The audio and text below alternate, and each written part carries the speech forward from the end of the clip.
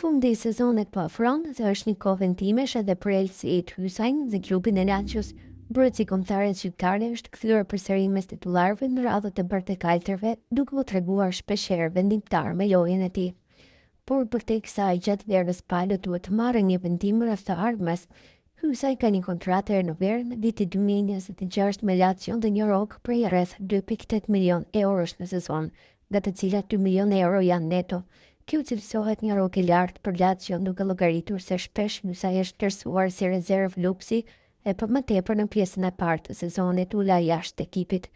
Miqëritari ka bërë të qartë se nuk do të hiqë dorë me një pakë e tillë. Të Lazio duhet të marrin vendimin nëse do të mbajnë Hysaj në vitin e fundit të kontratës apo ta ndihmojnë të gjejnë një sistemim tjetër për të ardhmen e lojtarit.